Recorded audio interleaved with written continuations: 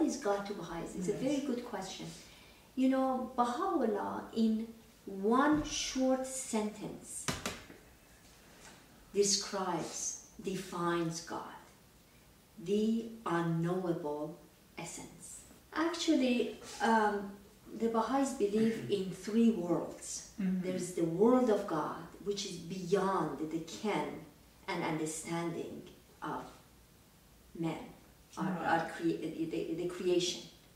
It's beyond our understanding. We cannot understand God. We simply don't have the means to understand it. So there is, and then there is the world of creation, which man meaning humankind, is the most supreme or at the highest level of creation, because we are endowed with intellect. The soul is, how Baha'u'llah explains it, is also something that we really cannot understand what it is, but it's an emanation from God.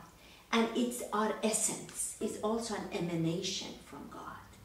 So once this body stops to function, it doesn't mean that the soul dies. Bahai don't believe in No, devil. we don't believe in devil or evil. Baha'u'llah explains that hell is remoteness from God. You don't see women going in and and using weapons and killing each other. Yes. Only men do. So is God a feminist? You know, Abdul Baha, whose picture is here, explains that the world today needs feminine qualities. You see? Because, you know, the masculine qualities are out of control at this point. The world is in need of feminine qualities. It's no longer acceptable that women are kept in the background. That's why one of the principles of the Baha'i faith is compulsory education. I see. Compulsory. It's not optional. People have to be educated, specifically women. And they are encouraged to step into the arena of international affairs and not act like men. Because some women, we have seen that when the power is given to them, they don't act very differently than men. But Abdul Baha explains that women are superior in terms of their compassion, patience, tolerance. You know, these are all feminine qualities. The world has been influenced by negative thoughts, by a lot of nationalism, hatred, racism, sexism, all those isms has divided the world. And since women were under the influence of men, they didn't have a chance to develop. They didn't have the chance to be educated.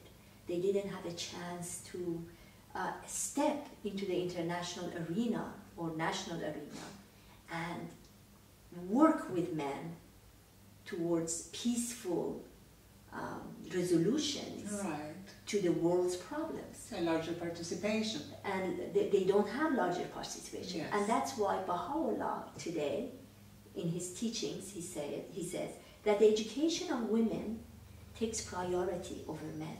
And in that book, Baha'u'llah explains, Muhammad said he's the seal of the prophets. And who are the prophets?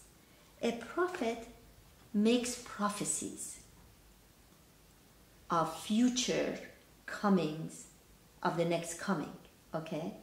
So all the divine teachers from Adam to Muhammad, the Adamic age, you know, from Adam to Muhammad, they have prophesied about this promised one that will come to unite the world, to bring peace to the world, to bring oneness to the world. Oneness exists, it's there. It's not something that we need to aspire to. It's a reality. Oneness is a reality. The future of Baha'i. How many? So the future. I mean, is it expanding? Oh yes, is it yes, more? yes. Oh yes. How many? Baha'u'llah has come for the entire planet. Yes. But for the religion to grow and develop, it's a very slow and evolutionary process. And humanity is evolving towards that anyway. Baha'u'llah 163 years ago, or 4 years ago, 164 years ago, he talked about the equality of men and women. He talked about one auxiliary universal language, which we now see the importance of it, because we are going towards globalization anyway. He says the earth is but one country, and mankind its citizen. I'm born in Iran, but I consider myself a world citizen. The future of the Baha'i faith is a world that is united, a world that believes in one God, in one religion, in the oneness of humanity, and then everyone on this planet considers themselves the world citizen, that people interact with each other with the utmost love and harmony. You know, that's the future of the Baha'i faith.